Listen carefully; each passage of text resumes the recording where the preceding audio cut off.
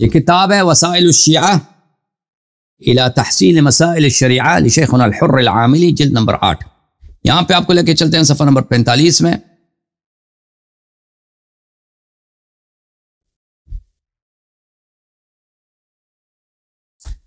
یہ صفحہ نمبر 45 ہے، اس میں بہت سارے روایات ہیں۔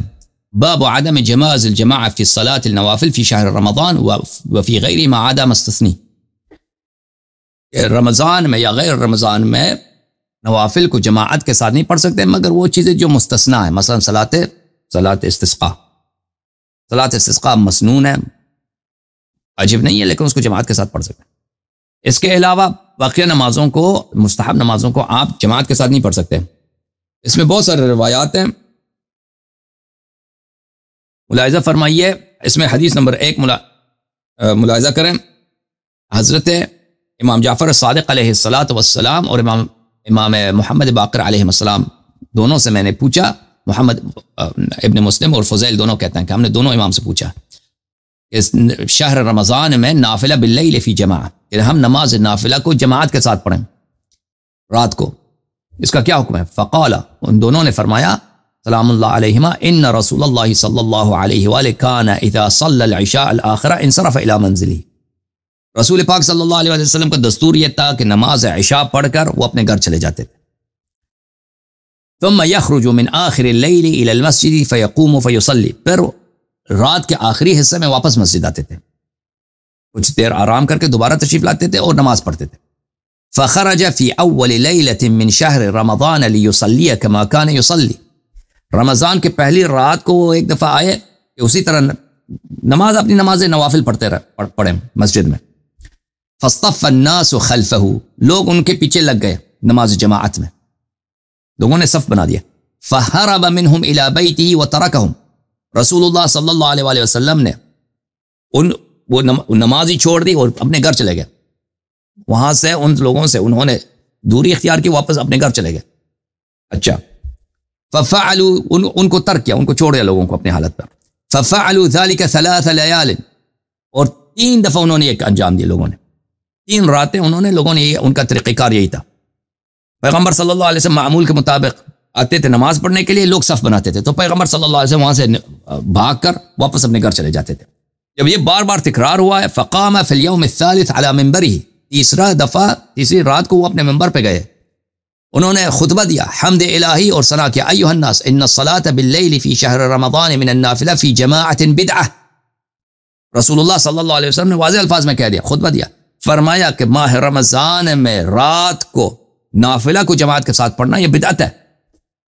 وصلاۃ الضحیٰ بدعہ، جماعت مخالفین کے بعد ایک اور نماز بھی ہے صلاۃ الضحیٰ بولتے ہیں، وہ بھی بدعت ہے، وہ نماز ظہر کے وقت سے پہلے پڑھتے ہیں لوگ، وہ بھی بدعت ہے۔ یہ پیغمبر صلی اللہ علیہ وسلم کے زمانے میں صحابہ نے شروع کیا تھا، تراویح بھی شروع کیا تھا اور ضحیٰ بھی شروع کیا کرنے، انہوں نے کوشش کیا تھا، بہرحال تراویح تو ان سے نہیں جم سکی کیونکہ پیغمبر صلی اللہ علیہ وسلم نے ان کو مسجد سے نکال دیا تھا، اور نماز ضحیٰ بھی انہوں نے شروع کیا تھا صحابہ نے۔ پیغمبر نے فرمایا یہ دونوں بدعت ہے۔ الا فلا تجمعوا لیلا فی شہر رمضان لصلاۃ اللیل، جان لو اس بات کو، خبردار کہ نماز نافلہ کو، نافلۃ اللیل، نماز تہجد کو جماعت کے ساتھ نہیں پڑھنا ماہ رمضان میں، اس کے لیے جماعت نہیں کرنا۔ ولا تصلوا صلاۃ الضحیٰ فإن تلک معصیہ، اور ضحیٰ کی بھی کوئی نماز نہیں ہے، ضحیٰ کی نماز یہ بھی معصیت ہے۔ الا وإن كل بدعۃ ضلالہ وكل ضلالۃ سبیلها إلی النار، فرمایا کہ ہر بدعت گمراہی ہے اور ہر گمراہی آپ کو جہنم لے کے جائے گی۔ ثم نزل وهو يقول قلیل فی سنت خیر من کثیر فی بدعہ، رسول اللہ صلی اللہ علیہ وسلم منبر سے اتر رہے تھے اور انہوں نے فرمایا، اترتے ہوئے فرمایا کہ قلیل عمل انسان سنت کے پہ عمل کرتے ہوئے بجا لائے، اس سے بہت سارا عمل بدعت میں بجا لائے، اس سے بہتر ہے۔ اچھا، آپ کی خدمت میں عرض کروں، یہاں پہ روایت کرتے ہیں کہ حضرت امام جعفر صادق علیہ السلام نے فرمایا کہ میں نے ان سے پوچھا کہ رمضان میں جو تراویح ہوتی ہے اس کا کیا حکم ہے؟ فرمایا کہ جب امیر المؤمنین علی علیہ السلام کوفہ تشریف لائے، انہوں نے امام حسن مجتبی، امام حسن ابن علی علیہ السلام کو حکم دیا ان ینادی فی الناس، کہ وہ لوگوں میں اعلان کریں لا صلاۃ فی شہر رمضان فی المساجد جماعہ، کہ رمضان میں جماعت کی جو نماز ہوتی ہے تراویح کی نماز، یہ اس پہ پابندی ہے، کوئی نہیں پڑھ سکتا۔ فنادى فی الناس، تو امام حسن علیہ السلام نے یہ ندا کر دیا، لوگوں میں یہ اعلان کر دیا. فلما سمع الناس مقالة الحسن بن علی صاحوا، جب لوگوں نے سنا کہ یہ تو خلیفہ کے بیٹے ہیں، یہ اپنے والد کی جانب سے اعلان کر رہے ہیں کہ پابندی تراویح کوئی نہیں پڑھ سکتا، لوگوں نے نعرہ گلی میں مسجد میں یہ نعرے لگانے شروع کر دیے، واہ عمرا واہ عمرا، عمر تو کہاں ہے، عمر کی مصیبت، عمر واہ عمر تو کہاں ہے. فلما رجع الحسن الى امیر المؤمنین علیہ السلام قال له ما هذا الصوت، جب امام حسن مجتبی علیہ السلام واپس آئے تو ان کے والد امیر المؤمنین علیہ السلام نے پوچھا یہ کیا لوگ کیا نعرے لگا رہے ہیں؟ انہوں نے کہا کہ لوگ نعرے لگا رہے ہیں واہ عمرا واہ عمرا، عمر کی سنت عمر کی سنت. دوسری روایت میں کہ امیر المؤمنین علیہ السلام کو خدشہ ہو گیا کہ ابھی بغاوت ہوگی میرے خلاف، تو انہوں نے پھر کہہ دیا قل لهم صلوا، ان سے کہہ دو کہ بھائی تراویح پڑھنا ہے پڑھ لو. تو یہ اچھا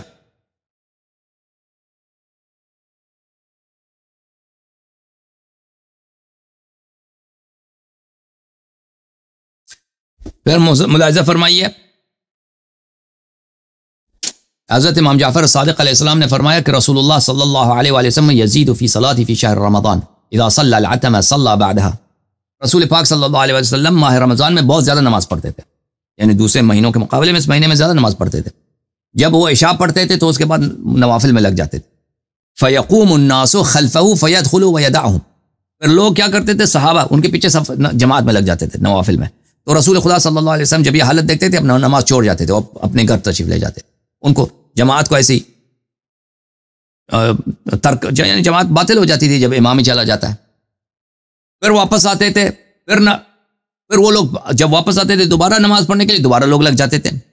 تو یہ کئی دفعہ ہوا، یہ کئی دفعہ اس طرح ہوا کہ رسول پاک صلی اللہ علیہ وسلم نماز کے لیے آتے تھے، اور یہ بخاری میں بھی موجود ہے، فریقین نے روایت کی، ٹھیک ہے نا، کئی دفعہ اس طرح ہوا ہے. اچھا یہ آپ کی خدمت میں. جی میرے بھائی اب بولیں. اچھا حسن بھائی، میرا لاسٹ اور سب سے امپورٹنٹ کوسچن کہ جس کے لیے میں لاسٹ سیٹرڈے کو بھی آنا چاہتا تھا لیکن تھوڑی وہ خریداری کی وجہ سے میں نہیں آ سکا.